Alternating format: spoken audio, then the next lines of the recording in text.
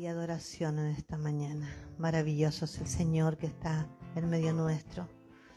Le damos gracias por su amor y misericordia que nos ha traído hasta aquí. Le voy a invitar a que tome asiento porque vamos a hacer una leve reflexión.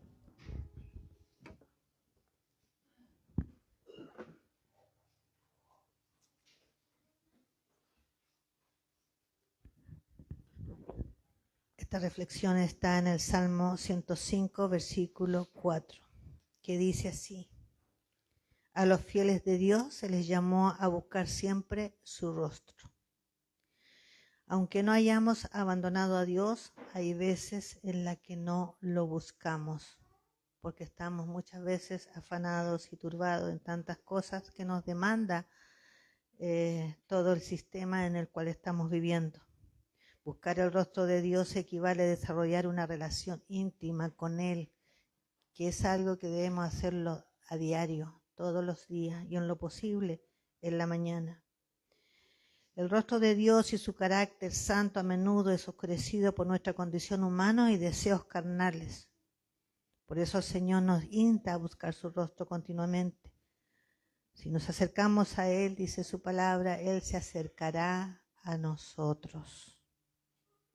No lo buscamos solo para darle una lista de deseos y necesidades, sino para poder adorarlo, tener esa intimidad con Él, donde podemos estar en su presencia. No pude evitar traer una reflexión de Charles Spurgeon, en la cual él nos habla, y le puse el título de esta reflexión, nos habla de la importancia de buscar al Señor. Y a esta reflexión le puse gritos del cielo, que dice así, el título es por lo que nos constriñe esta reflexión. Dice, el Espíritu está preguntando, ¿dónde están los que aún se postran en la intimidad?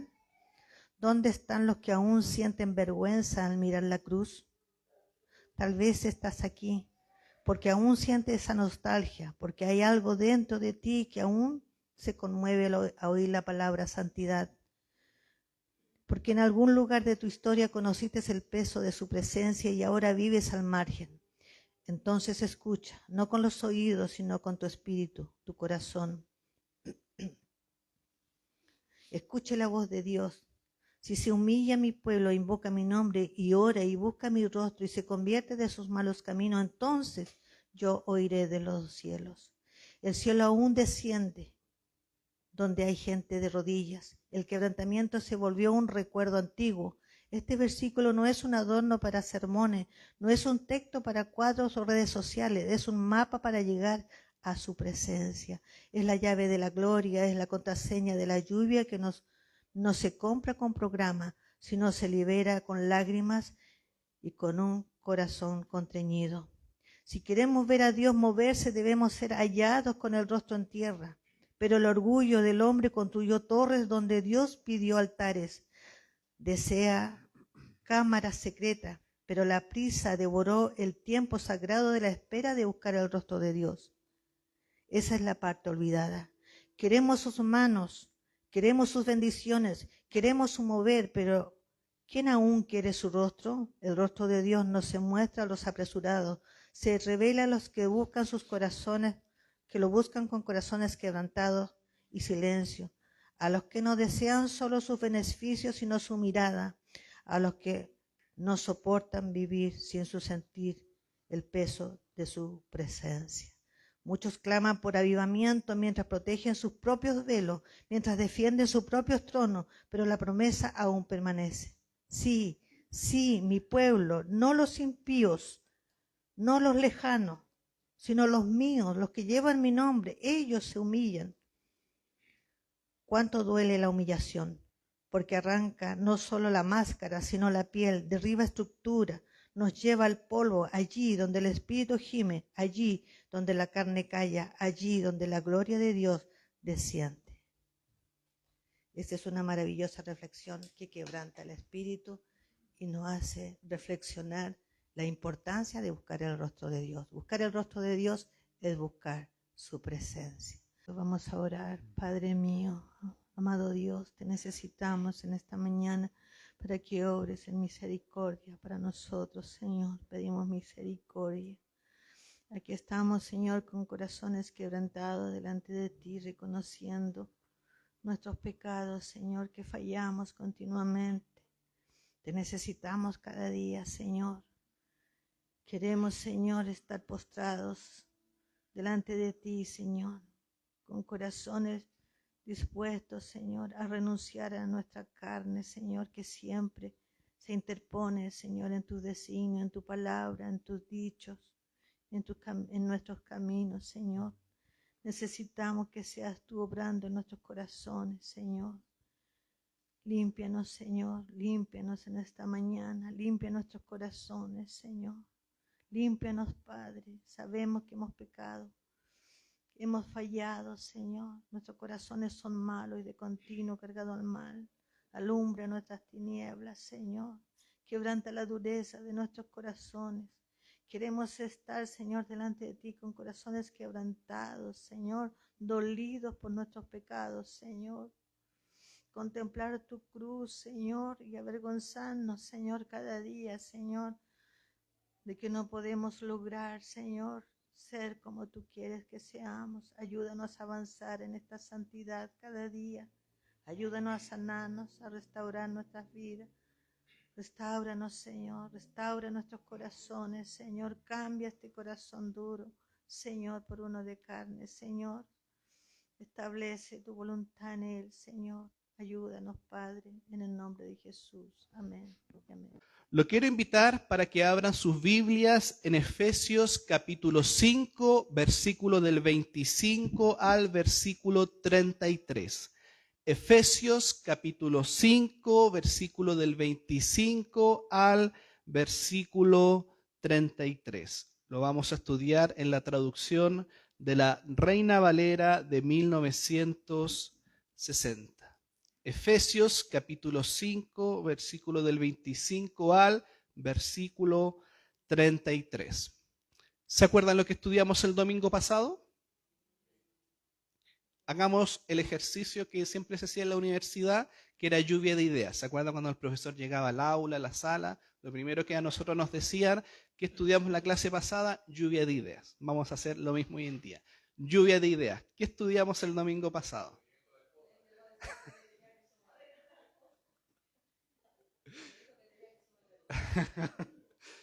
Estuvimos estudiando, ¿no es cierto?, dentro de la estructura del orden de Efesios, ¿no es cierto? Ahora, después de que Pablo nos enseñaba cuáles eran las consecuencias o los efectos de la llenura del Espíritu Santo, que es estar lleno de la palabra, recuerden que Pablo mencionaba que tenía que ver con el agradecimiento. Una persona llena de la palabra agradecía a Dios, adoraba y cantaba a Dios, ¿no es cierto? Pero también en Efesios capítulo 5, versículo 21 dice, someteos unos a otros. Entonces, un efecto de estar lleno de la palabra, de estar fresco en la palabra, es estar lleno de ella. Y cuando yo la medito, la reflexiono todos los días, eso genera en mí una llenura espiritual. Estoy lleno, estoy fresco en la palabra. Entonces, las cosas que pasan a mi alrededor no me afectan. ¿Por qué? Porque estoy fresco, ¿no es cierto? Las cosas ya sea en el ámbito laboral, familiar, estoy fresco en la palabra para tomar decisiones importantes. ¿Por qué? Porque tengo la disciplina de todos los días meditar a lo menos en un versículo bíblico. Y eso va generando en mí una llenura del Espíritu Santo que se proyecta en cómo yo tomo decisiones y vivo en mi vida cotidiana. Pero si abrimos la Biblia solamente los días domingos, cuando venimos a la iglesia, no estamos frescos, ¿no es cierto? Es como cuando usted quiere comer algo, usted por lo general quiere comida fresca, ¿no es cierto? Cuando usted va a comprar mariscos o carne o pollo, ¿qué es lo que usted busca? Lo fresco. Porque lo añejo ya tiene mal sabor y es peligroso. Lo mismo pasa en la vida espiritual. No podemos añejarnos, sino que tenemos que estar frescos en la palabra y usted tiene que tener un devocional personal propio para meditar en ella, en estudiar y reflexionar. Y eso le va dando una llenura del Espíritu Santo. No tiene que ver con temas de cosas místicas o revelaciones o cosas del tercer cielo, ¿no es cierto? Sino que es algo bien acotado y bien práctico en la vida espiritual. Pero esos son los efectos de la llenura del Espíritu Santo. Someteos unos a otros, ¿no es cierto? Este sujetamiento, sujeción voluntaria que tenemos los unos con los otros. Y en ese mismo plano el apóstol Pablo después continúa, ¿no es cierto?, introduciendo el tema de la familia, de las relaciones en los esposos. Entonces la estructura que otorga Pablo, en primer lugar, los deberes de la esposa, en segundo lugar, los deberes del esposo, y ya en el capítulo 6, versículos 1, 12, 3 y 4, los deberes de los hijos. ¿Se da cuenta?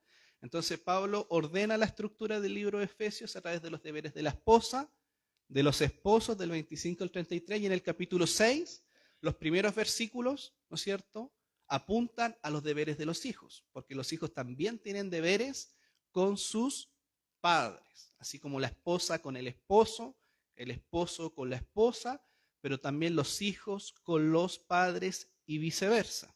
Así que en el día de hoy nos toca estudiar el papel y las prioridades del esposo. Como yo les comentaba el domingo pasado, si bien no todos son casados, ¿no es cierto?, en la iglesia hay hermanos o hermanas que son solteras.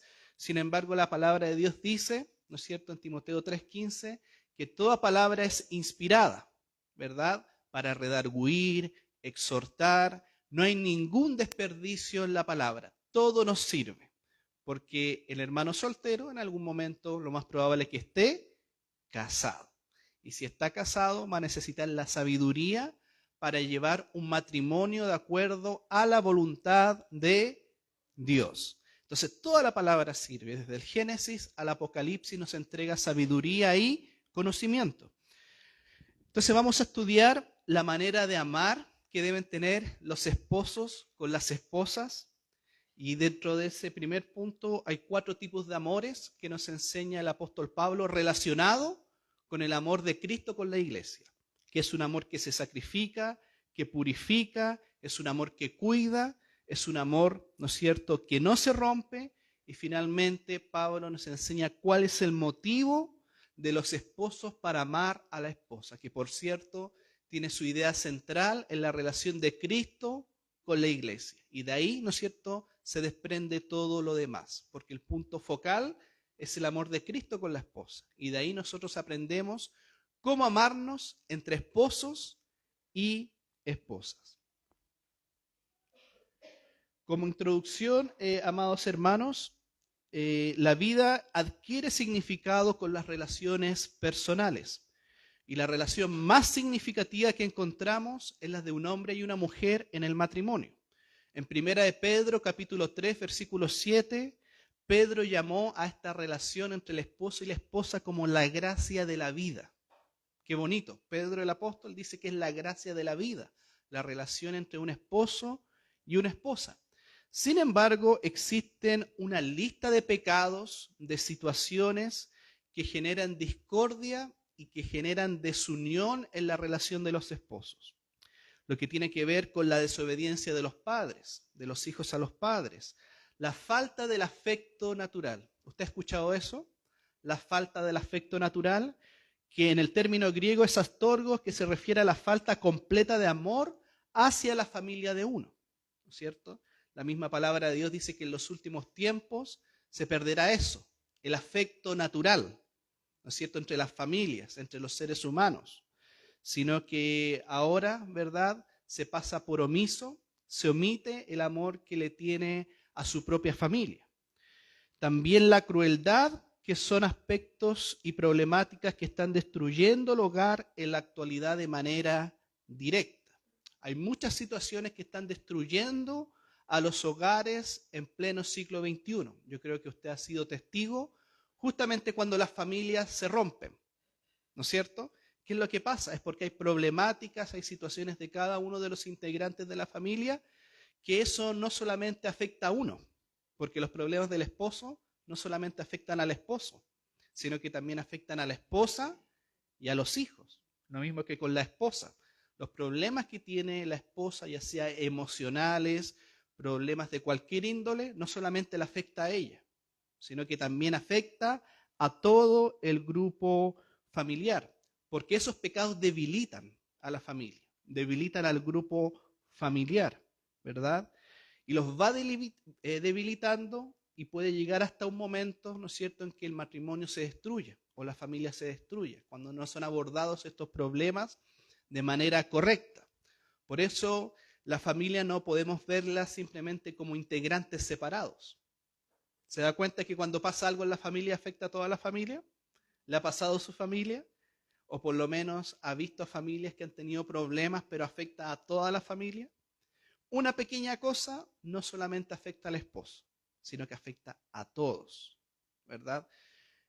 Problema, ¿no es cierto?, cuando los matrimonios se separan, eso no solamente lo afecta a ellos, sino que también a los hijos. Por más grandes que sean los hijos, también los afectan de manera emocional y en otras situaciones. Por eso el hogar se ha convertido en presa fácil de Satanás para destruir los cimientos de la familia y también de la sociedad. ¿Cuál es la base de una sociedad? La familia. Entonces, ¿cuál es el empeño de Satanás y cuál es el interés de Satanás? Destruir la sociedad. ¿Y cómo lo hace? Destruyendo a las familias. Si Satanás destruye a las familias, él sabe que destruye todas las sociedades. El domingo pasado decíamos que todos los imperios, cuando han comenzado a caerse, a desmoronarse, es por el hecho de faltas morales, ¿no es cierto?, y la disolución de la familia, tanto en el Imperio Romano, griego, otomano, germano. Todas las caídas de los imperios vienen primeramente por la destrucción de la familia, faltas morales. Entonces, ¿cuál es el interés de Satanás? Destruir a las familias. Póngase a analizar todas las leyes que atentan en contra de la familia. ¿Quiénes las piensa? ¿Quiénes las idea? Satanás mismo. ¿Por qué? Porque él sabe que atacando a la familia puede atacar a la sociedad en su plano general.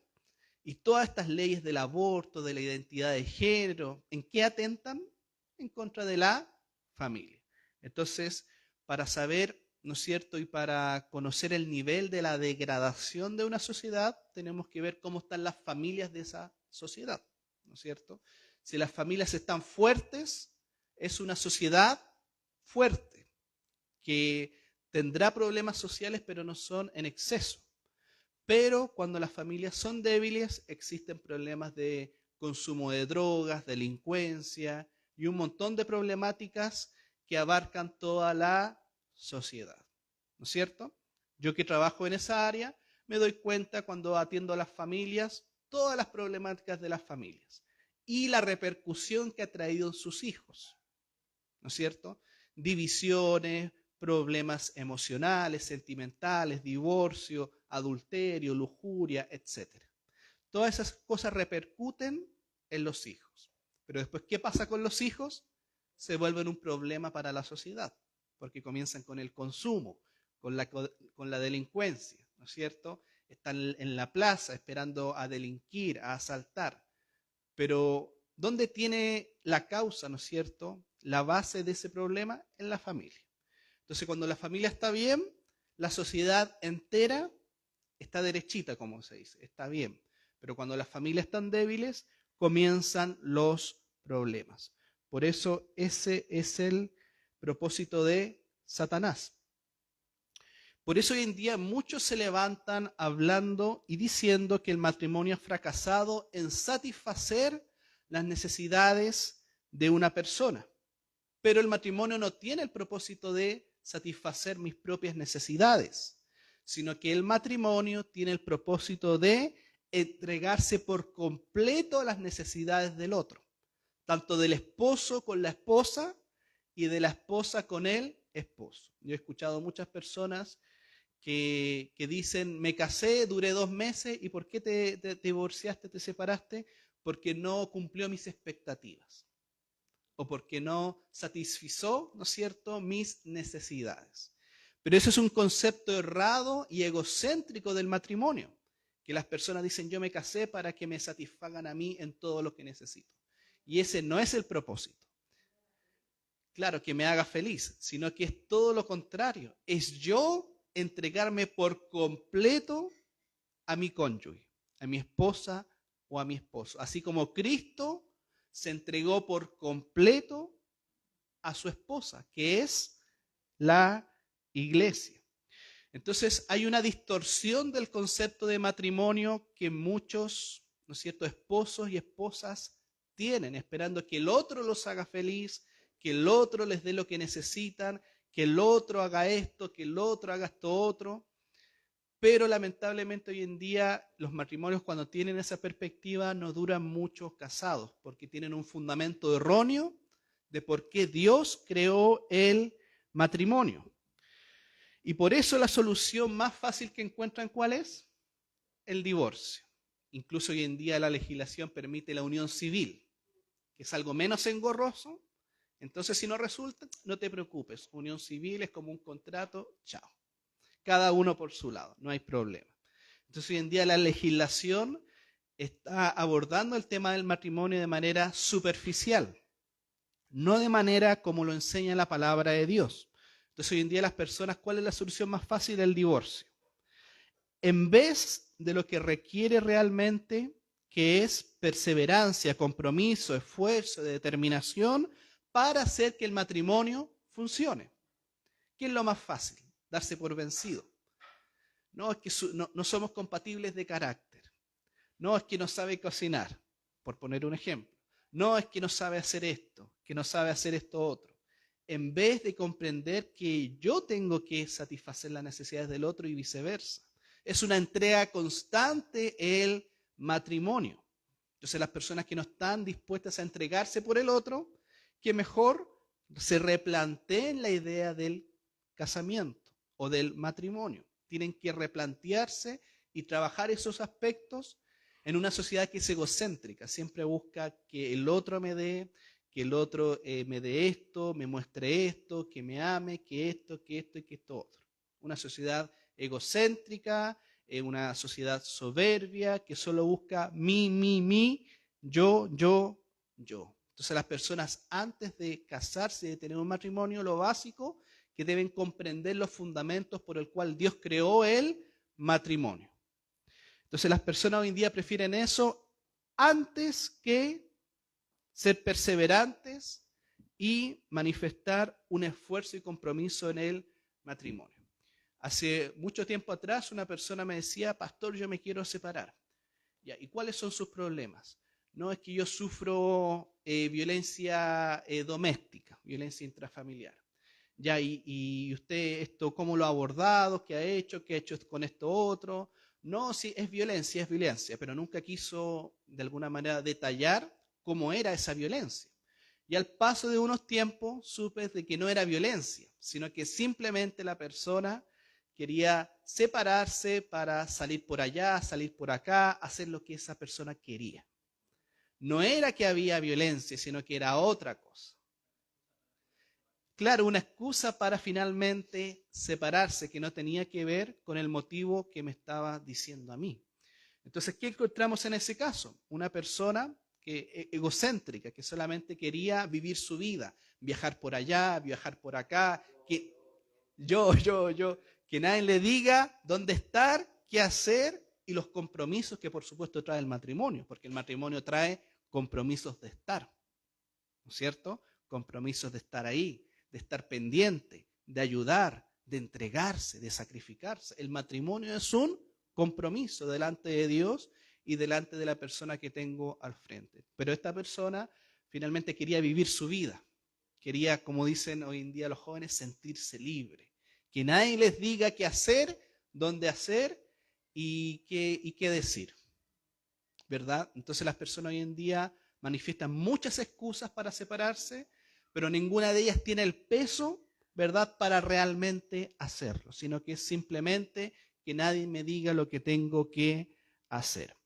Por eso es necesario que nosotros, de nuevo, ¿verdad?, como dice la palabra, miremos a Cristo y encontremos en Él el modelo perfecto en donde se nos muestra la necesidad, como hablamos el domingo pasado, de sumisión y sometimiento por parte de la esposa y el sacrificio y protección de proveer por parte del marido. En el siguiente esquema se los pude resumir. lo que hablamos el domingo pasado. El ejemplo del amor de Cristo para el esposo, que enseña que el esposo tiene que ejercer un liderazgo amoroso, no autoritario. Aquí se hace esto y yo mando y yo soy el hombre. ¿Ha escuchado eso? Hay muchos hombres que son autoritarios en la casa. Aquí se hace lo que yo digo. Pero la palabra de Dios nos muestra que el esposo tiene que proteger y proveer amorosamente, no como un déspota. Aquí se hago lo que yo digo. Yo soy el hombre.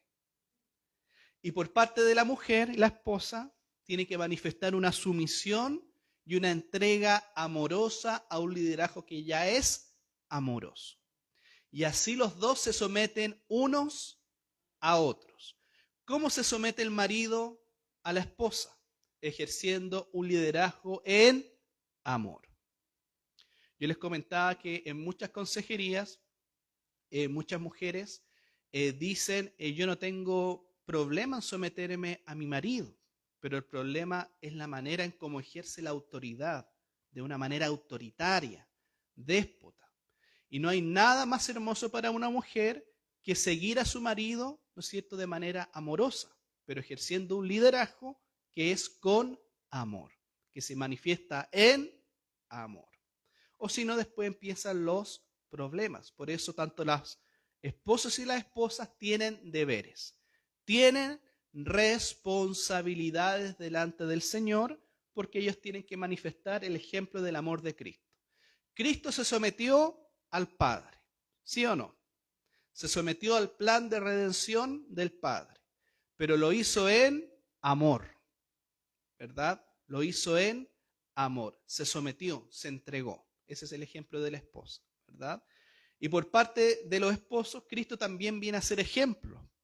¿Por qué Cristo, no es cierto, manifiesta justamente esta protección que entrega la esposa, que es su iglesia? Cristo nos protegió. Cristo nos proveyó su salvación, su entrega en la cruz. Y ese es el ejemplo que los esposos tienen que tomar de Jesucristo y entregarse de esa manera por la esposa. Mientras que la mujer, que la esposa, se somete y se entrega voluntariamente a un liderazgo que está marcado, ¿no es cierto?, que está bañado por amor y protección. Se da cuenta que si los dos cumplen los propósitos bíblicos, eso produce un matrimonio de acuerdo a la voluntad de Dios. ¿Pero cuándo? Cuando el esposo y la esposa cumplen sus deberes delante de Dios. Se da cuenta cuando los dos cumplen sus deberes, porque Dios ha establecido un orden respecto a lo que es el matrimonio. Lo mismo que con la iglesia. En la iglesia hay un orden que Dios ha establecido. Cómo tiene que funcionar la iglesia, cuáles son los roles, los cargos. Hay un orden que Dios ha establecido en las cartas pastorales, primera, segunda de Timoteo, Tito, ¿no es cierto?, que el apóstol Pablo escribe. Lo mismo pasa en la familia. También hay un orden. Entonces, en Efesios capítulo 5, del 25 al 33, Pablo entrega una descripción de la vida piadosa y moral del esposo que está lleno del Espíritu Santo y que siempre opta por ejercer su liderazgo, como dice el versículo 21, en el temor del Señor. Como el apóstol ya dejó en claro, en los versículos 22 y 24, Dios ha ordenado que el esposo sea cabeza sobre su esposa. No obstante, el énfasis de estos versículos que vamos a estudiar el día de hoy no hace énfasis en la autoridad del esposo, sino en su deber de someterse a su esposa de manera amorosa. Entonces, los versículos 25 al 31 se explica el tipo de amor que el esposo tiene que tener por su esposa, y los versículos del 32 al 33 revelan el motivo del tipo de amor. Y esa es la estructura que nos provee el apóstol Pablo, lo cual es materia obligada para todas las esposas y los esposos. Porque ¿quién por lo general te enseña a ser esposo y esposa? Tus papás, tu familia, ¿verdad? Tu papá, tu mamá, cómo tienes que hacer en la casa, cómo tienen que resolver los problemas. Por lo general, ¿quién enseña a los matrimonios? que recién están comenzando, la familia. Si tienen un problema, por lo general, háblenlo, convérsenlo. Pero lamentablemente que muchos de esos consejos son erróneos, ¿no es cierto? Que a veces encontramos en las familias. Son consejos erróneos que muchas veces no tienen un fundamento bíblico, sino que por el contrario, son anclados en tradiciones familiares. Entonces, ¿dónde tenemos que ir para encontrar respuesta para que haya matrimonios bendecidos por Dios y que vivan bajo la voluntad de Dios? En su palabra. Y aquí el apóstol Pablo escribe respecto a esto. El primer punto, la manera de amar. Hermano Argenis, por favor.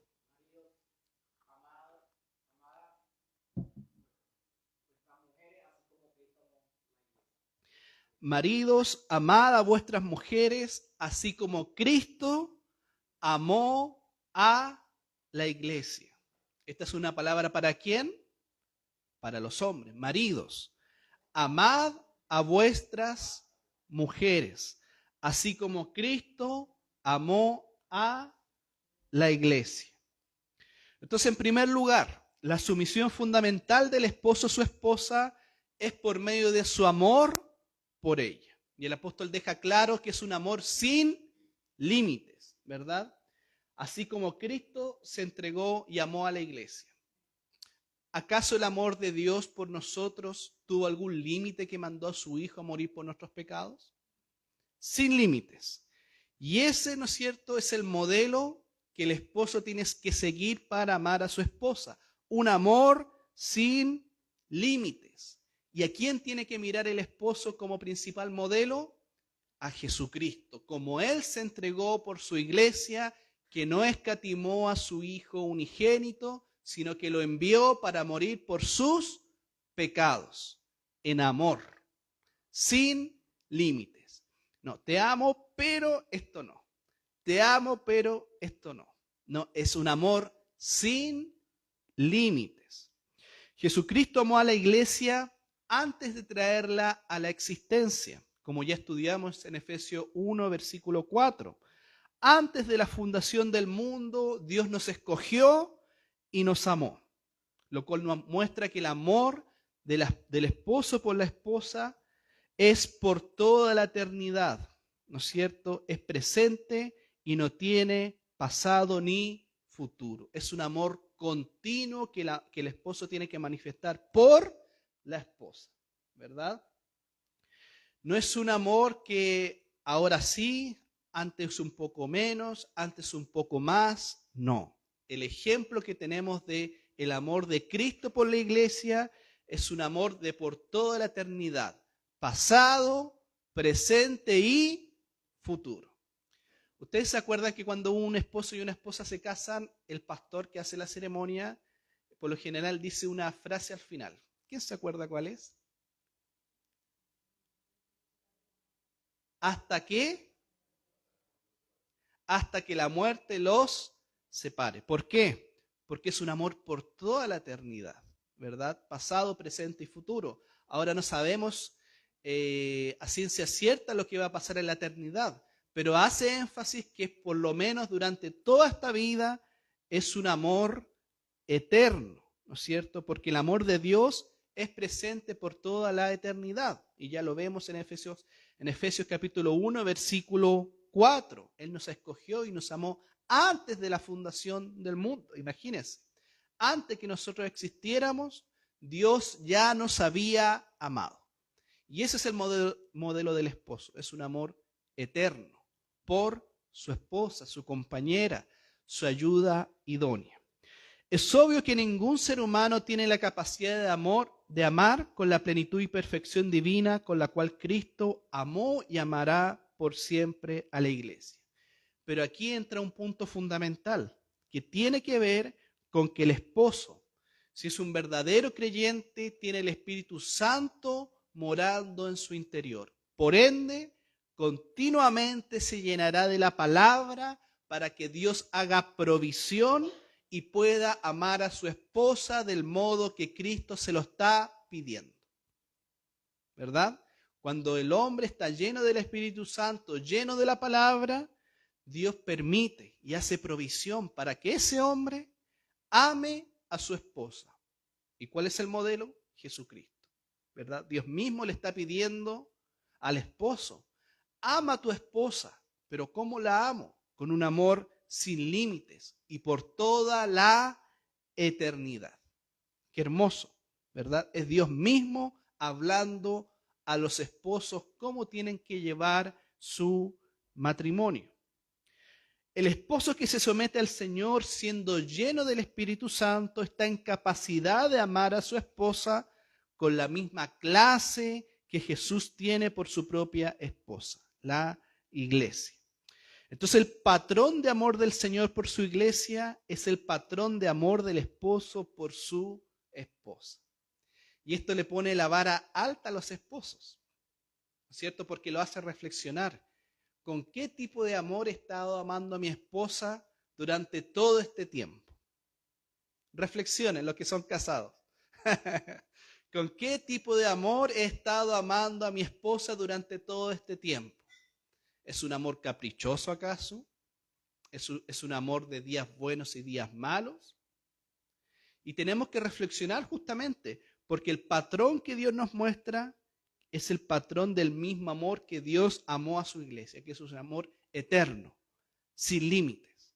Y eso me lleva a contrastar si realmente estoy cumpliendo con el mandato bíblico de amar a mi esposa como Cristo amó a la iglesia. Pero si en la reflexión y en el contraste veo de que el amor, ¿no es cierto?, que he tenido por mi esposa no es el que se ajusta a la palabra, debo reflexionar, arrepentirme y echar marcha atrás y amar a mi esposa como Dios ama a su iglesia.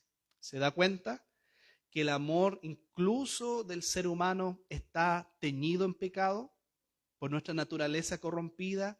Y constantemente tenemos que ir a la palabra para que la palabra nos ilumine cómo tenemos que amar a nuestra esposa. Si el esposo quiere saber cómo debe amar a su esposa, que mire a Cristo, la manera más sencilla. Mira a Cristo e imita su amor. Existen 4 cualidades de ese amor divino cuyo ejemplo los esposos deben seguir en relación a sus esposas. El primero de ellos es un amor que se sacrifica. Versículo 25b. Y se entregó a sí mismo por ella. ¿Quién? Cristo. Cristo se entregó por su iglesia. Se sacrificó por su iglesia. Tristemente, el amor del mundo que muchas veces tienen los matrimonios es un amor que está basado en el atractivo físico, ¿no es cierto? En lo lindo que es, en lo linda que es, en lo rubio, en lo alto, en lo musculoso. Ese es el amor en el cual se fundamenta el mundo, en la personalidad, en su ingenio, su prestigio o alguna característica positiva humana. En otras palabras, el mundo ama a aquellos que estima digna de ser amados. Tan pronto uno de los cónyuges pierde su atractivo, ¿no es cierto? Cuando empiezan los años, el atractivo empieza a irse, ya no es tan flaco como antes, en declive, ¿no es cierto? Ya no es tan flaco, aparece la poncherita, ¿no es cierto? Las canas, aparecen muchas cosas, ¿no es cierto? ¿Qué hace el mundo? El mundo dice, lo dejé de amar o la dejé de amar, ¿no es cierto? Unos kilitos más, unos kilitos menos, ¿verdad? ¿Y qué hace el mundo? Dice que se perdió el amor. ¿Usted ha escuchado a las parejas cuando dicen? Se fue el amor, se perdió el amor. Y el amor desaparece porque la base de ese amor se ha desvanecido, que solamente tenía un fundamento físico, algo superficial que tiene que ver, ¿no es cierto?, con el tema de la apariencia. Y hay muchos matrimonios que han dicho, ¿verdad? Yo también lo he escuchado, que dice, cuando nos conocimos era flaco.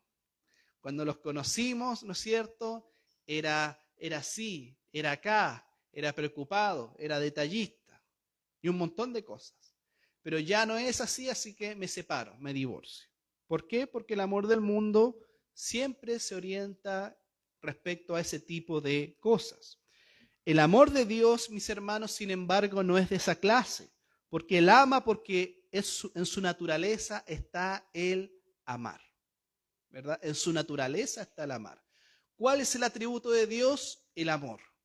Y Dios no ama en base a la apariencia. Dios no nos amó en base a lo que somos o a lo que éramos, sino que Él simplemente decidió amarnos. Incluso estábamos muertos en delitos y en pecados. Pero ¿qué Él hizo? Decidió amarnos. Nosotros no teníamos con qué sorprender a Dios. No podíamos sorprenderlo de ninguna manera. Pero aún así, Él decidió amarnos, porque Él ama en su gracia maravillosa por la sencilla razón de que no puede hacer algo diferente. Entonces Dios puede mandar que quienes le pertenecen tengan su misma clase de amor, porque Dios nos ha dado la capacidad de amar como Él ama. Ya no amamos por el atractivo físico del esposo. Ya no amamos por el atractivo físico de la esposa, ¿no es cierto? No, sino que ahora amamos de la misma manera que Cristo ama a su iglesia. Es un asunto de decisión voluntaria. Pero ¿quién puede hacer eso? Un hombre y una mujer que estén llenos del Espíritu Santo y llenos de su palabra. Porque es ahí donde con la llenura del Espíritu Santo y el amor que van a amar como Dios quiere que nos amen, ¿no es cierto? Pero eso es lo que nos enseña la palabra respecto en este aspecto del amor que sacrifica, que es un amor que no ama como ama al mundo, sino que es un amor que traspasa, ¿no es cierto?, lo superficial y la apariencia. En 1 de Tesalonicenses capítulo 4, versículo 9, dice: pero acerca del amor fraternal no tenéis necesidad de que os escriba, porque vosotros mismos habéis aprendido de Dios que os améis unos a otros. ¿Qué dice Pablo? Porque ustedes han aprendido de Dios que os amen unos a otros, que se amen unos a otros. ¿De quién aprendimos en primera instancia a amar? De Dios, que es un amor que Él no escatimó nada, no teníamos nada con qué sorprenderlo, con qué impresionarlo, pero Dios decidió amarnos. Y ese es el ejemplo, mis hermanos, para los matrimonios. ¿Cómo tengo que amar a mi esposa? ¿Cómo tengo que amar a mi esposo? Con el mismo amor que Cristo amó a la iglesia. Un amor sacrificado, que no tiene que ver con lo superficial. No tiene que ver con que si es chico, alto, flaco, maceteado, no, sino que es un amor que traspasa lo superficial. Y solamente la llenura del Espíritu Santo te puede permitir a ti como esposo o a ti como esposa amar como Dios quiere que ames. Hay muchos testimonios hermosos acerca de cómo matrimonios se han mantenido a los 80, 90 años juntos, y uno les pregunta, ¿no es cierto?, ¿cuál es el secreto para durar juntos tantos años, prácticamente toda la vida? Y muchos dicen, amarlo como es, ¿no es cierto?, fuera de superficialidades y fuera del atractivo físico, porque finalmente el tiempo para todos, ¿no es cierto?, cuenta, va pasando. Nadie se mantiene joven por siempre. Van cambiando muchas cosas del físico, de la personalidad y muchas situaciones internas del ser humano. Pero el amor es el amor que se tiene que mantener. Entonces, cuando el esposo y la esposa necesiten orientación de cómo amar a su cónyuge, miren a Cristo, que se entregó. Incluso antes de la fundación del mundo, Él nos amó. Y en su momento dado, Él se entregó por cada uno de nosotros. Sin embargo, el hecho de que un cristiano ame con la clase de amor que tiene Cristo no se basa en la condición atractiva del ser amado, sino en un mandato. Nunca se nos tiene que olvidar que el amar unos a otros es un mandato. Se nos pide, se nos exige. Pero ¿cómo podemos cumplir un mandato? Solamente a través de la llenura del Espíritu Santo. Siendo llenos de Él, podemos amar a nuestra esposa y a nuestro esposo. Amar como Cristo ama no depende en lo más mínimo de lo que otras personas sean en sí mismas, sino por entero de lo que nosotros somos en Cristo. La gracia maravillosa de Dios nos transforma. ¿Y nos transforma para qué? Para que amemos como Dios ama. ¿Se da cuenta? La gracia de Dios nos va transformando y eso permite de que podamos manifestar el amor, podamos amar, fuera de las superficialidades, fuera de lo que vemos, sino que amemos como Dios ama. Incluso para el amor fraternal, el amor entre hermanos, entre nosotros, ¿verdad? También Dios nos pide que nos amemos, amaos unos a otros, sopórtense, ¿no es cierto? Soportándonos unos a otros. También es un amor que nace ¿de qué? De la llenura del Espíritu Santo. Porque cuesta amar a la gente complicada, ¿sí o no? Para las personas, ¿no es cierto?, que trabajan atendiendo a gente, hay mucha gente complicada, ¿verdad?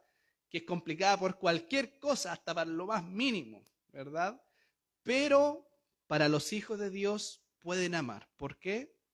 Porque estamos llenos de Él.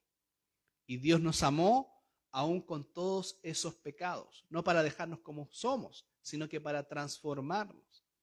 Imagínense que Dios estuvo 3 años con Judas, que él sabía que ya lo iba a traicionar. Imagínense Jesucristo caminando con alguien que sabía que él era traidor, pero aún así lo amó, ¿no es cierto? Anduvo con él, comió con él y en el momento determinado quedó expuesta la traición de Judas. Pero ¿qué pasó antes? Dios lo amó. ¿Y cómo Cristo pudo amar a alguien que sabía que ya lo iba a traicionar? Solamente por el amor de Dios. Entonces lo mismo pasa en el amor fraternal de los unos con los otros. Nosotros como hermanos en Cristo nos amamos a pesar, ¿no es cierto?, de situaciones que se pueden dar, de malos entendidos que se pueden dar. A pesar de eso, nos amamos. Pero esa capacidad es una capacidad espiritual dada por Dios mediante la llenura de su palabra. Entonces, por lo general, tendemos, ¿no es cierto?, a omitir situaciones, ¿no es cierto? No importa, Señor, no importa, Señor. Lo perdono y sigo adelante. Cuando Cristo estaba en la cruz, ¿qué decía?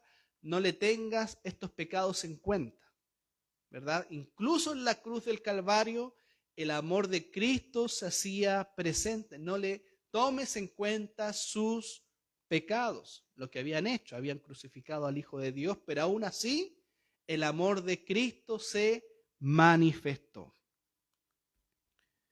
Si un esposo amoroso está dispuesto a sacrificar su vida por su esposa, por cierto, también podrá hacer sacrificios menores por ellas. Ya hay sacrificios que los esposos también hacen por sus esposas. Por ejemplo, sacrifican sus propios gustos, sus deseos, sus opiniones, sus preferencias, su bienestar. Y ello es requerido para agradarla y satisfacer sus necesidades. ¿Cuántas veces el esposo tiene que, ¿no es cierto?, dejar al lado sus propios gustos? ¿Qué quieres almorzar? No, quiero esto otro. Ya, voy a sacrificar, ¿no es cierto?, la posibilidad de comer lo que me gusta por darle, ¿verdad?, el placer a mi esposa, el gusto a mi esposa. Son cosas pequeñas, pero que de alguna manera ilustran cómo el amor entre los cónyuges, entre los esposos, se va construyendo. Eso permite que muera el ego a fin de vivir para su esposa. Puesto eso es lo que exige la clase de amor que tiene Cristo. Es sumisión, es una sumisión voluntaria, es una sumisión amorosa. Y a medida que el esposo va haciendo esas cosas, ¿sabe lo que pasa? El ego va muriendo. La soberbia va muriendo. No importa, hazlo nomás. No importa que que no se me dé el gusto, no importa mi preferencia, hazlo nomás.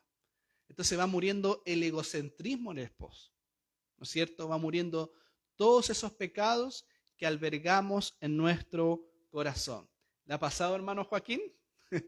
¿Sí? Que siempre pasan esas cosas, ¿no es cierto? De que justamente vamos dejando al lado nuestros gustos, ¿para qué? Y eso produce que nuestro egocentrismo vaya muriendo. Y ahí nos vamos sometiendo. Y para los que no son casados, una pregunta. ¿Estás dispuesto a expresar un amor de esa forma? Difícil la pregunta, pero necesaria. En base a lo que Dios establece. ¿Estás dispuesto a expresar un amor de esa forma para morir a tu egocentrismo, para morir a tu ego, y ya no eres tú el centro, sino que es tu esposa? ¿Estás dispuesto? Esa pregunta se lo tienen que hacer todas las personas que no son casadas, ¿verdad? Para ir comprendiendo cuál es el amor que Dios te exige como esposo lleno del Espíritu Santo. ¿O no, hermano Alberto? Los casados le hace súper sentido, le hace mucho sentido. ¿Por qué? Porque es lo que Dios nos pide a nosotros, ¿verdad? Tanto la esposa como los esposos tienen responsabilidades. Y no podemos vivir el matrimonio como lo viven los incrédulos, ¿no es cierto? Que hacen lo que quieren, sino que el matrimonio se vive según la voluntad de Dios y eso lo encontramos en su palabra. Entonces, para todas las personas solteras es una buena pregunta para reflexionar. ¿Estás dispuesto a que ya no seas el centro de todo lo que haces y ahora sea otra persona? Y después sean 2 personas con tus hijos, o 3, ¿no es cierto? O 4. Ya no soy el centro yo, sino que ahora el centro, ¿no es cierto?, es mi familia. Ahora el centro es mi familia. La espiritualidad verdadera se mide en cómo el esposo, otro aspecto importante, cómo se mide la verdadera espiritualidad de un esposo.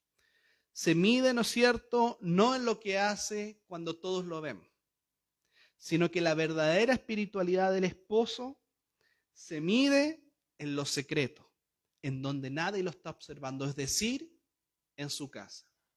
Me acuerdo que el pastor Miguel Núñez contaba un testimonio acerca de un matrimonio que vino a su oficina y tenían muchos problemas estos matrimonios, ¿no es cierto?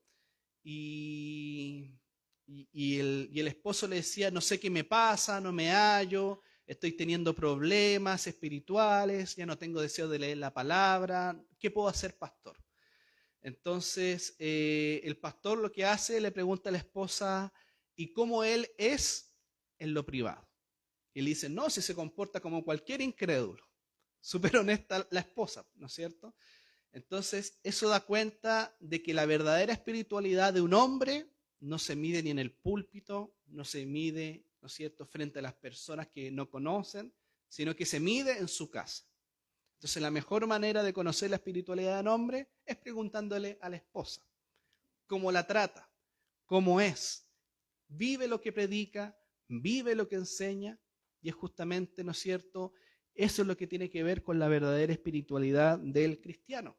Porque mientras todos nos observan, podemos parecer los más espirituales del mundo, ¿verdad? Frente a gente que no nos conoce, en nuestro fuero más íntimo. Podemos parecer súper espirituales, levantar las manos, cantar las mejores canciones.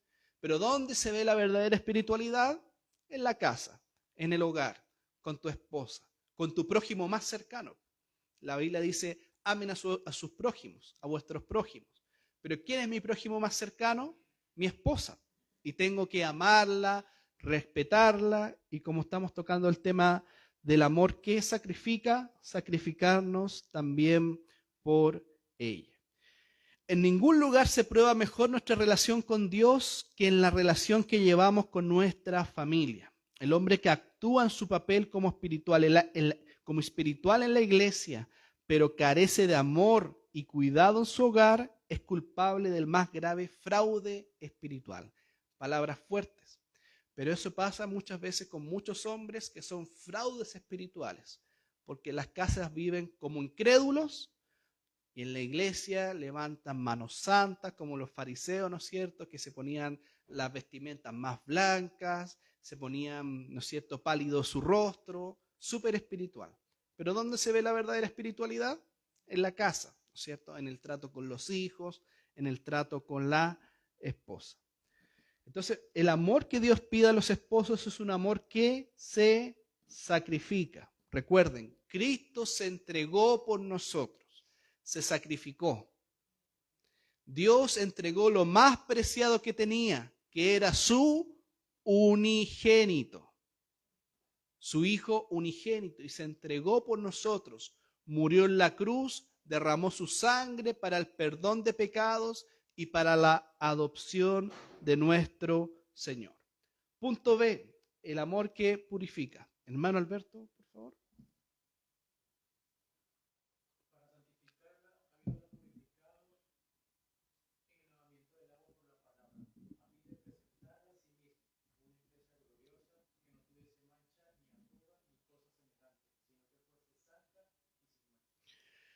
Otra de las características que el esposo tiene que tener por la esposa en amor es un amor que te purifica.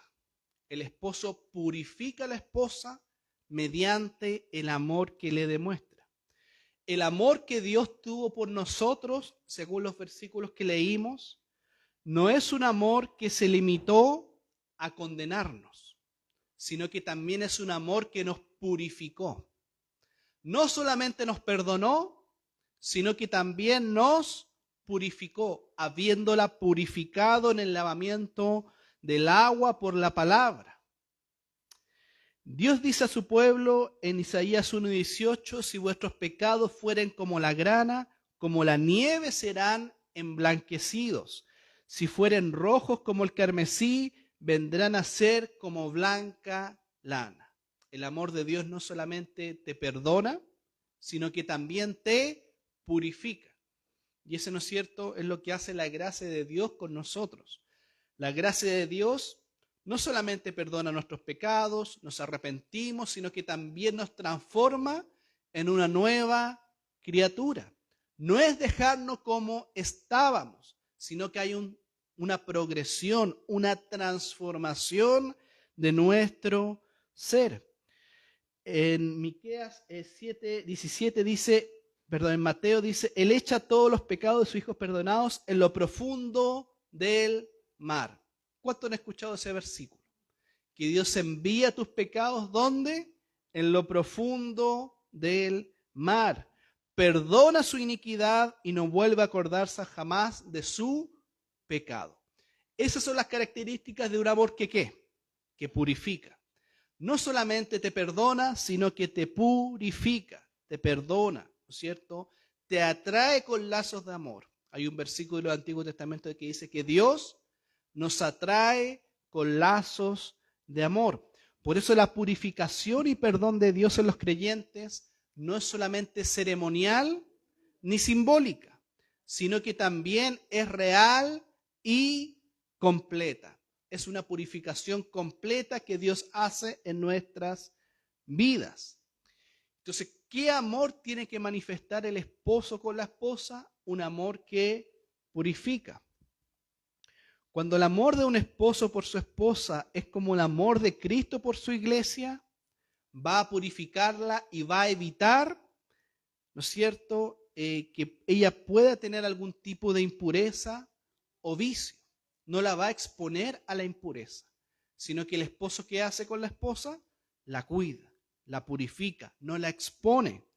Se esfuerza en protegerla de la contaminación del mundo y en proteger su santidad, virtud y pureza en todas las formas posibles. Está preocupada por la esposa. No te vayas a exponer. Trata, ¿no es cierto?, y discierne el esposo qué situaciones van a exponer a la esposa y la cuida de eso. Lamentablemente hay muchos esposos hoy en día que no tienen discernimiento y exponen a sus esposas en escenarios que no convienen, ¿no es cierto?, en contextos que no convienen, ¿verdad? Entonces no comprenden la necesidad de discernir y adelantarse a lo que le pudiera pasar a la esposa. Por eso el amor, cuando el esposo ama a la esposa, también la purifica, no la expone, porque hay tantos, ¿no es cierto?, problemas en la sociedad o situaciones que pueden ser problemas para ella, que evita esas situaciones y la cuida. Nunca la va a inducir a hacer algo insensato, ni la expondrá a algo que no sea bueno para ella. Lamentablemente hay muchos hombres hoy en día que exponen a su esposa, ¿no es cierto?, en muchas situaciones que no le convienen. Por eso esta verdad, mis hermanos, que nos enseña el versículo respecto a esta verdad de la doctrina de la salvación, de cómo Cristo nos purificó, nos lavó por el agua, del agua por la palabra, nos invita a reflexionar respecto al amor del esposo por la esposa. El esposo realmente está purificando a su esposa, la está amando con un amor de no exponerla al peligro, al daño, al pecado, se preocupa por ella, se preocupa por sus necesidades no solo físicas, sino que también emocionales. Hay muchos hombres que solamente piensan que la protección tiene que ver con proveer materialmente, con dinero, pero no se preocupan de proveer emocionalmente para la mujer, porque la mujer, recuerde que es un vaso frágil, ¿verdad? Y el hombre y el esposo tienen que preocuparse por sus emociones, por sus sentimientos. Y esa también es una buena pregunta para los que no son casados. ¿Estás dispuesto a preocuparte emocionalmente por otra persona que no seas tú? Ahora ya no solamente tienes que mirarte a ti emocionalmente, sino que también tienes que preocuparte por tu esposa, por la persona que tienes al frente. ¿Cómo estuvo tu día? ¿Cómo te sentiste? ¿Qué es lo que piensas? Que son preguntas tan simples, pero que son tan significativas para la mujer. ¿Sí o no? Las mujeres que están acá. ¿Sí? ¿Qué sienten cuando su esposo le preguntan cómo están? ¿Cómo te sientes? Bien, ¿no es cierto? ¿Por qué? Porque eso permite una apertura emocional para que la mujer pueda hablarle. Me siento así, me siento acá, qué sé yo, no me siento querida, no me siento amada, me siento ansiosa, no me siento ansiosa. Es una apertura que el hombre le da, porque hay muchos, aunque ustedes no lo crean, hay muchas mujeres y esposas que les da vergüenza o no sienten la confianza de decírselo a su esposo. Me siento mal. No tienen la confianza de decírselo. Me siento mal emocionalmente. A pesar de que están casados, no tienen esa confianza. Por eso el hombre, como líder del hogar, tiene que hacer esa apertura emocional. ¿Cómo te sientes? ¿Qué es lo que has estado pensando? ¿Cómo te ha ido en el trabajo? Porque todo lo que hacemos en el día tiene una carga emocional en nuestra cabeza. Tiene una carga emocional en nuestro cuerpo también. Y la mujer, mis hermanos, también tiene esa carga. Recuerden que las mujeres que son amas de casa también tienen una función importante en sus hogares. También tienen un trabajo y también se desgastan.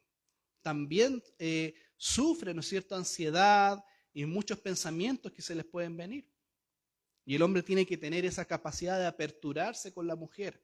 ¿Cómo estás? ¿Qué sientes? ¿Qué podemos hacer? Hagamos esto, hagamos todo otro. Porque si no, ahí se van creando las raíces de amargura. Nunca me pregunta cómo me siento. Hay mujeres que dicen así, nunca me preguntan cómo estoy. Piensan que yo estoy disponible las 24 horas para cocinar, para criar, para hacer esto y esto otro. Nunca me preguntan a mí cómo estoy. Y es verdad. También tiene que haber esa apertura emocional y no solamente pensar que es proveer material o económicamente, sino que también proveer emocionalmente a su esposa. O hay otras mujeres que dicen, nunca me tomas en cuenta para tus decisiones. Típica esa, ¿no es cierto? Pero pasa. Nunca me tomas en cuenta para tomar una decisión importante. Y eso va generando raíces de amargura que se van acumulando y acumulando por los años, 5 años, 10 años, y llega un momento que explota ¿no es cierto? Y ahí vienen las crisis. Pero por eso el esposo tiene que tener un amor que purifique, así como Cristo nos purificó mediante el lavamiento del agua por la palabra. Entonces, ese mismo amor deben tener los esposos y deben cultivar la pureza, la justicia y la santidad en sus propias esposas. La tercera característica es un amor que cuida. Efesios 5 del 28 al 30. Hermano Alberto, por favor, que usted lo alcanza a leer.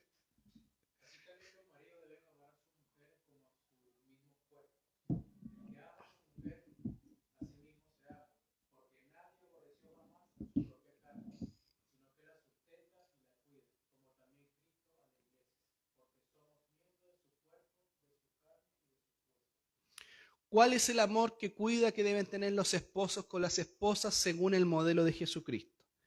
Así también los maridos deben amar a sus mujeres como a sus mismos cuerpos. El que ama a su mujer, a sí mismo se ama. ¿Por qué? Porque son una sola carne. Porque nadie aborreció jamás a su propia carne. Por el contrario, todos cuidamos a nuestro cuerpo, sino que la sustenta y la cuida, como también Cristo a la iglesia, porque somos miembros de su cuerpo, de su carne y de sus huesos. Para que el amor de un esposo hacia su esposa sea semejante al amor de Cristo por su cuerpo, la iglesia también debe caracterizarse por el cuidado afectuoso de la esposa. Es lo que veníamos hablando anteriormente. Tiene que haber un cuidado, el esposo tiene que cuidar a la esposa físicamente y emocionalmente. ¿Cuál es el modelo? Cristo. Cristo nos va sustentando a la iglesia. No solamente nos perdonó de nuestros pecados y nos adoptó, sino que su Espíritu Santo nos selló y nos va sustentando. ¿Se da cuenta? Dios nos va sustentando y de la misma manera tiene que haber esa relación entre los esposos y las esposas. Eso es un amor que cuida. El esposo que ama a su esposa como Cristo ama a la iglesia, nunca le hará algo que le causará daño a él en su propia carne. Los hombres, ¿no es cierto?, que son esposos, o por lo general los hombres, ¿qué hacen con su cuerpo? Lo cuidan, ¿no es cierto? Se bañan, se echan gel, se echan colonia, desodorante, se compran ropa bonita, para viajar quizás, unos buenos viajes, buenos paisajes, ¿verdad? ¿Qué hace? ¿Qué significa eso? Que cuida su propio cuerpo, invierte en uno. Pero ahora, en la relación entre esposo y esposas, se nos manda que el esposo también cuide a la esposa y la incluya justamente en esos beneficios que el hombre antes tenía para sí mismo, ahora los tiene que compartir y priorizar la ayuda y el cuidado de su esposa. Por eso hay un deseo de sustentar a la esposa, de cuidarla tanto como sustenta y cuida su propio cuerpo, porque también Cristo hace lo mismo por la iglesia. ¿Qué hace Cristo con la iglesia? Nos cuida, nos sustenta, nos ayuda, nos da bendiciones espirituales y en todo ámbito. Es un cuidado continuo de Cristo con nosotros. Y el esposo con la esposa, ¿qué tiene que hacer? Lo mismo, un cuidado continuo. Y ahora también esta pregunta es para los no casados, porque como estos versículos hablan del esposo y la esposa, los no casados están dispuestos a cuidar a otra persona, ahora que ya no seas tú solamente, sino a otra persona. ¿Estás dispuesto a cuidarlo, a respetarlo como tu propio cuerpo? ¿Estás dispuesto o solamente en tu mente estás tú y tú, yo y yo? Hágase esa pregunta antes de pensar en el matrimonio y en el noviazgo. Hágase esas preguntas que son necesarias. ¿Estás dispuesto, sí o no? ¿Te mentalizas, no es cierto?, a cuidar de otra persona, a preocuparte emocionalmente de otra persona, a sacrificarte por otra persona? ¿Estás dispuesto? Si la respuesta es no, todavía no ha llegado tu tiempo. Así de simple, ¿no es cierto? Si la respuesta es no, no ha llegado tu tiempo, ¿Por qué? Porque ya tienes que empezar a mentalizarte que el matrimonio es muy distinto a estar soltero. ¿Sí o no, hermano Alberto? Muy distinto. ¿No es cierto, hermano Joaquín? Es muy distinto el matrimonio a estar soltero. Hermano Cal, ¿sí o no que es distinto? Muy distinto para los que somos casados, ¿no es cierto? Y podemos conversar de esto. Es muy, pero muy distinto.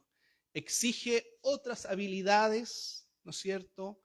Como humanos, como esposos, como hombres, porque ya no solamente somos nosotros el centro, sino que es otra persona. Por eso todas las personas que piensan en casarse o están en un noviazgo, tienen que tomar un curso prematrimonial para que puedan comprender, ¿no es cierto?, estos aspectos bíblicos respecto a lo que es estar casado. ¿Para qué? Para evitar divorcios, para evitar problemas. Recuerden que la instrucción de la palabra es la que nos da luz a nosotros. La instrucción de la palabra es la que nos da luz para llevar matrimonio según la voluntad de Dios. Hay muchas personas que dicen, ojalá me hubieran enseñado esto antes de casarme.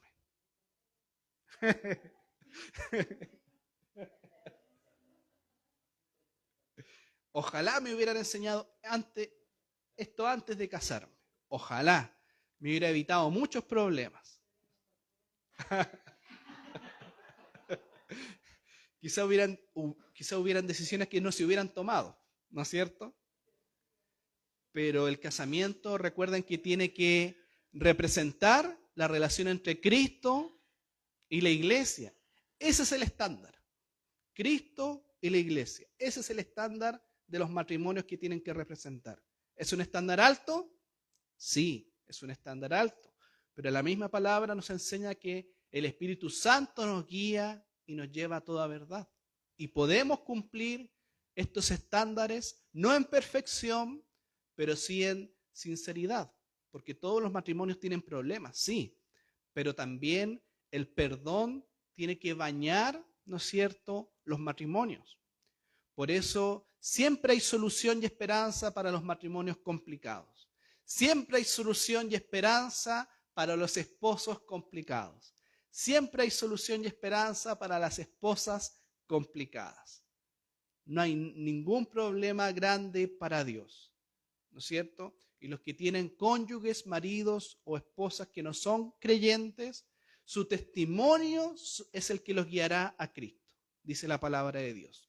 El amor, la piedad, la bondad, el testimonio que tú tienes como cristiano es lo que llevará y guiará a tu cónyuge. Y eso pone otro énfasis en tu testimonio. ¿Cuál es tu testimonio de cristiano con un cónyuge que no es cristiano? ¿Qué está viendo de ti?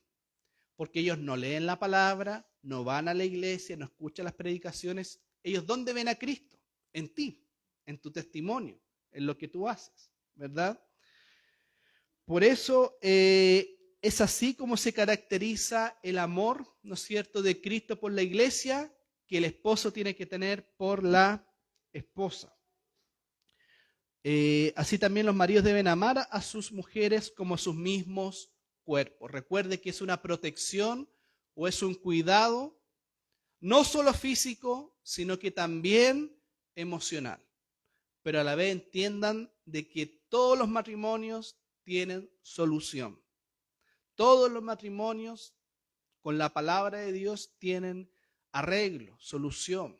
Todos esos problemas lo tienen. Pero hay que someterse y disponerse a la palabra de Dios que vaya guiando nuestras vidas. Entonces el versículo termina diciendo, como también Cristo a la iglesia, porque somos miembros de su cuerpo. ¿Quién es la cabeza de la iglesia?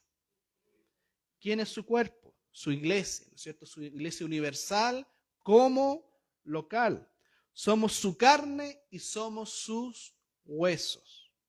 Por eso Cristo nos cuida, nos sustenta espiritualmente, nos da su palabra para que podamos ser guiados y orientados a toda verdad. Cuarta característica es un amor que no se rompe. Versículo 31.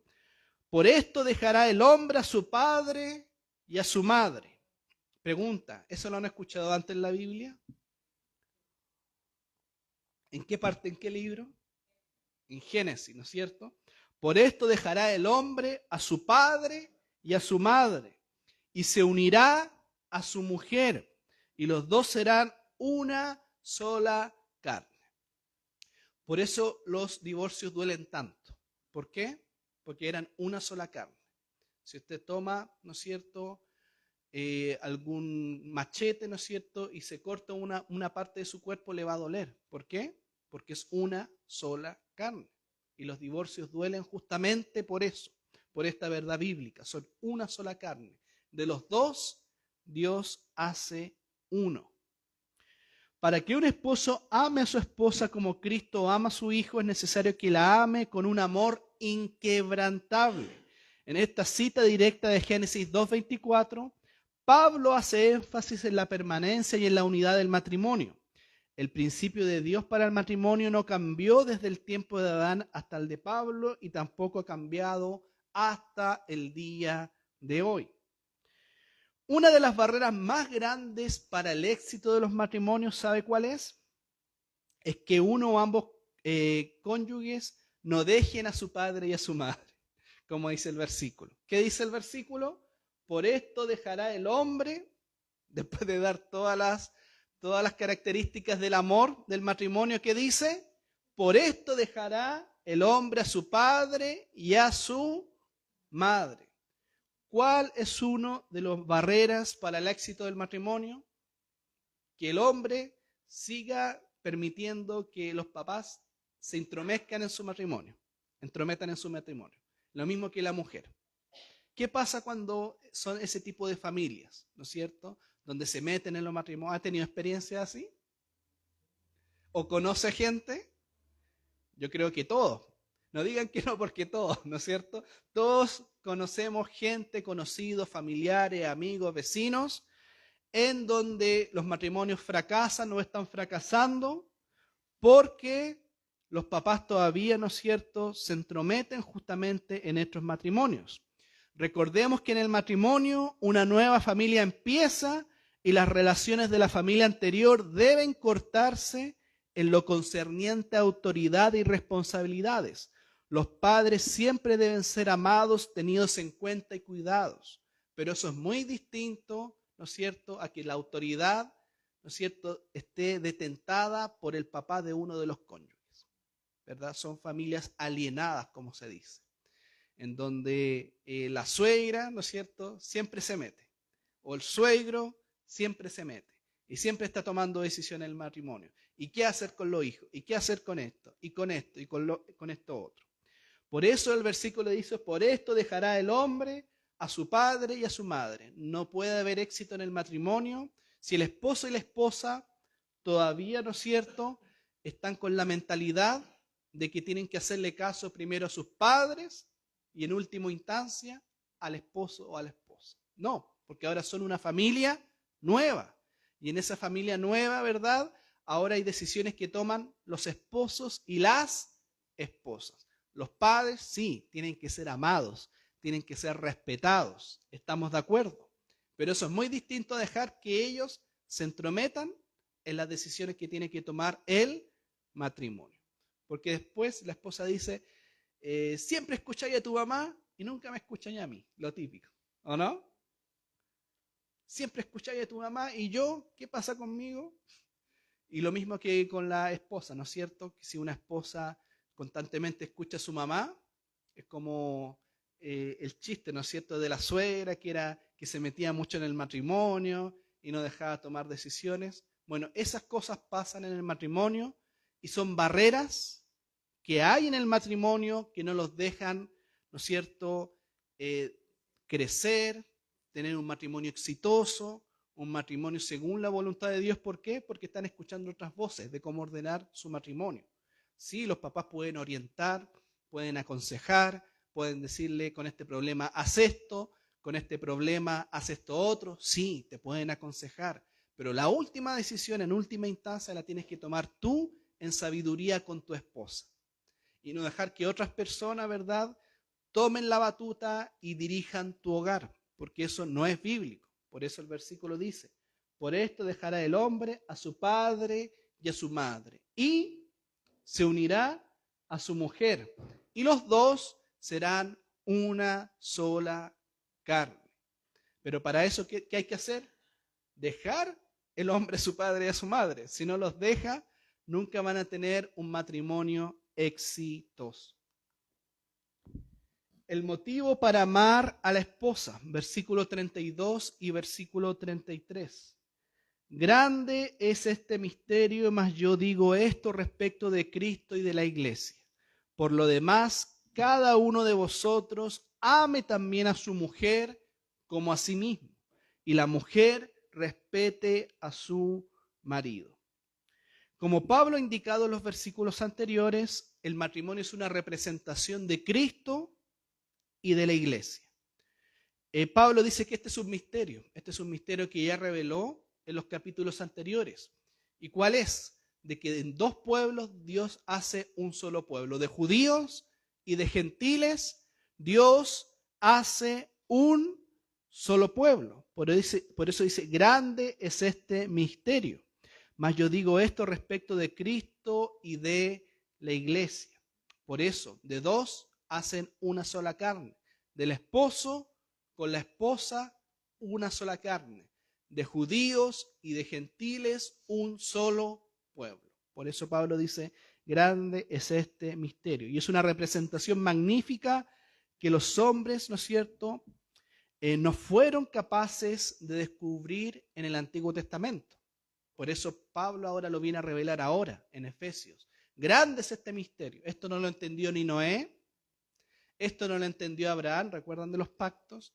No lo entendió David, no lo entendió Moisés, no lo entendieron los patriarcas. Grande es este misterio, que de dos pueblos Dios hizo uno. De judíos y de gentiles Dios hizo un solo pueblo. Ellos no lo entendieron. Ellos tenían la promesa que iba a venir el Mesías, pero no tenían más detalles de cómo se iba a desarrollar esta profecía. El nuevo pueblo de Dios, la iglesia, es incorporado a su reino y su familia por medio de la fe en Cristo. Él es el esposo y el pueblo de Dios es su esposa. Entonces, la motivación más grande para que un esposo ame, purifica, proteja y cuide a su esposa es el amor de Cristo que purifica, protege y cuida a su propia esposa, que es la iglesia. ¿Se da cuenta? Esa es la motivación que tenemos los esposos. ¿Para qué? Para amar a nuestra esposa. Que Cristo amó a su iglesia, a un solo pueblo, que está constituido de distintas naciones, de distintas etnias, de distintos países, ¿verdad? Dios nos amó. Y ese es el estándar finalmente que tenemos los esposos para amar a nuestras esposas. Entonces, cuando los esposos pensemos, ¿estoy amando a mi esposa como Dios quiere que la ame? ¿Qué voy a hacer? Mirar a Cristo. ¿Me estoy sacrificando? ¿La estoy protegiendo? ¿La estoy cuidando? ¿Realmente la pongo a ella en primer lugar que a mis deseos y a mis gustos? Me hago todas esas preguntas y me respondo a mí mismo. Si la respuesta es no, tengo muchas cosas que cambiar en mi amor por mi esposa.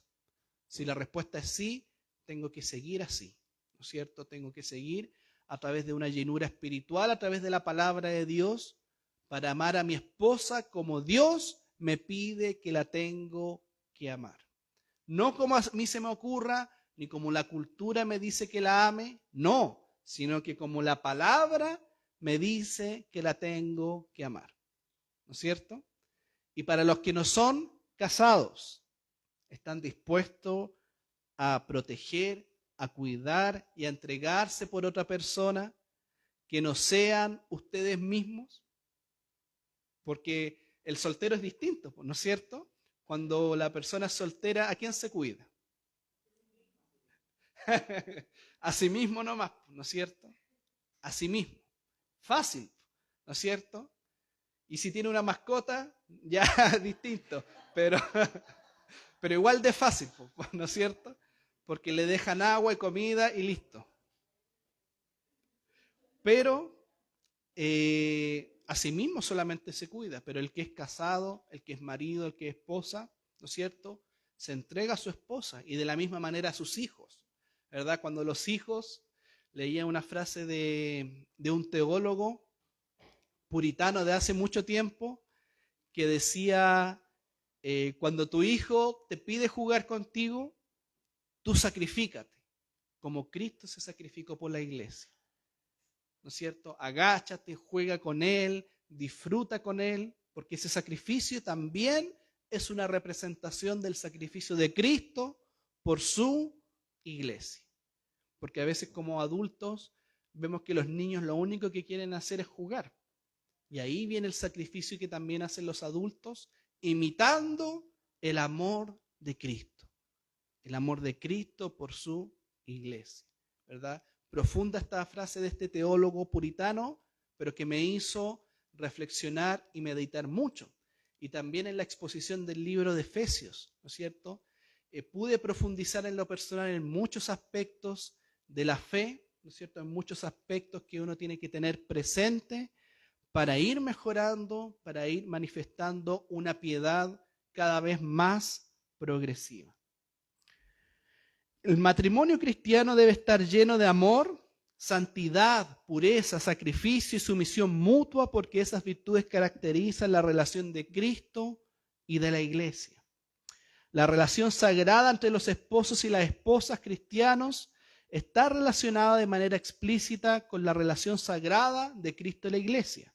A causa de este gran carácter sagrado, Pablo dijo, por lo demás, ¿no es cierto? Como leíamos el versículo anterior. Por lo demás, cada uno de vosotros ame también a su mujer como a sí mismo. ¿Qué significa por lo demás? La palabra por lo demás en el griego significa plen, que significa y cumple la función de dar por terminada la discusión y hacer énfasis en lo que debe recordarse siempre para poner en práctica. Por lo demás, se termina la discusión. Ustedes cuiden a sus esposas, ámenlas, protéjanlas, entréguense por ella y la mujer respete a su marido. ¿Se da cuenta? Por lo demás, ya no hay más discusión. Ustedes tienen que hacerlo y el modelo es Cristo y el amor que le entregó a su iglesia. Y esa raíz de la palabra por lo demás en griego nos da cuenta del énfasis que Pablo antecede a todo lo que ha venido diciendo. Por lo demás, ya no hay más discusiones, ya no hay más excusas. Maridos, amen a sus mujeres con las características que hemos descubierto en el día de hoy. Cuando los esposos y esposas cristianos andan en el poder del Espíritu Santo, el esposo y la esposa se llenan de su palabra, se someten a ella, practican la sujeción mutua, reciben de lo alto felicidad en gran manera, sus hijos son bendecidos en gran manera y Dios es honrado en gran manera. Porque los hijos, ¿qué ven? ¿A quién son las primeras personas que ven los hijos? A los padres. Y ellos van imitando cómo trata el papá a la mamá, cómo trata la mamá al papá y viceversa, ¿no es cierto? Y ellos van aprendiendo a lo largo de los años a cómo amar, a cómo respetar, a cómo entregarse. Lamentablemente, no en todos los hogares se han visto buenos ejemplos de las relaciones entre esposos y esposas o entre papás. Y estamos claros, ¿no es cierto? Y eso muchas veces es una limitación cuando ya son adultos y si se casan, de manifestar lo que dice la palabra. Sin embargo, la llenura del Espíritu Santo va renovando nuestra mente por medio de las Escrituras. Y todas esas cosas quedan en el pasado, ¿verdad? Hay muchas personas que han decidido no casarse o no tener hijos en base a las experiencias que han tenido en sus propias vidas, por lo que han visto en sus papás, en sus abuelos, en sus mamás. Sin embargo, la palabra de Dios viene a renovar nuestro entendimiento, viene a cambiar, ¿no es cierto?, la manera de pensar para que podamos pensar según lo que Dios ha establecido. Lo mismo pasa que con el amor paterno, ¿verdad? Cuando los hijos han tenido problemas con sus papás, no han sentido el amor paterno, no han sido afirmados por un padre que los ame y que los proteja, después cuando llegan al Evangelio tienen problemas para relacionarse a Dios como papá, porque la imagen de papá que tenían era de un papá que no les entregó todo lo que necesitaban en su niñez y en su adolescencia. Pero eso, ¿cómo va a ser cambiado? A través de la renovación de la palabra en nuestro entendimiento. Y en la medida que nos vamos renovando por su palabra, todos esos modelos en nuestra vida van cambiando y se van yendo. Se van yendo los temores, se van yendo, ¿no es cierto?, todas esas cosas, esos recuerdos. Y ahí, ¿no es cierto?, podemos manifestar el amor del Padre hacia nosotros y también recibirlo. Recibir el amor de Dios que nos manifiesta en su palabra. Amén. Entonces, en el día de hoy terminamos el capítulo 5 respecto al papel y las prioridades del esposo y de la esposa. Ya para el domingo subsiguiente vamos a estudiar el papel y las prioridades de los hijos en relación con los padres.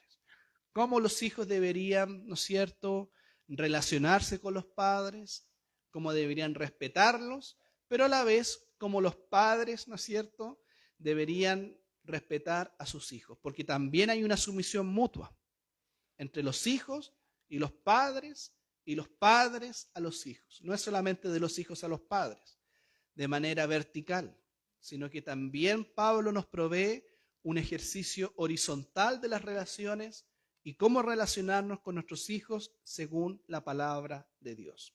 Amén. Padre amado, en el nombre de Jesús, te damos gracias por esta palabra que tú nos has entregado. Gracias, Señor, porque esta palabra tú la tenías lista para ser entregada, la tenías lista para que nosotros la recibiéramos y para los casados tú pudieras hablarnos respecto al matrimonio y para que también los que no están casados puedan recibir instrucción y conocimiento bíblico respecto a lo que se exige respecto al amor sacrificial en base al modelo que tú has provisto entre Cristo y la esposa, tu iglesia. Muchas gracias, Señor, porque esto nos abre los ojos respecto a cómo debemos amar, cómo debemos entregarnos y cómo debemos vivir un matrimonio según la voluntad de Dios. Ayúdanos, Señor, a ser fieles a tus mandamientos, ayúdanos a ser fieles a tu palabra, a tu instrucción, Señor. Ayúdanos, Señor, a amar como tú nos pides que amemos, Señor. Ayúdanos, Señor, porque somos débiles, somos pecadores y te necesitamos constantemente en nuestras vidas. En el nombre de Jesús, amén y amén.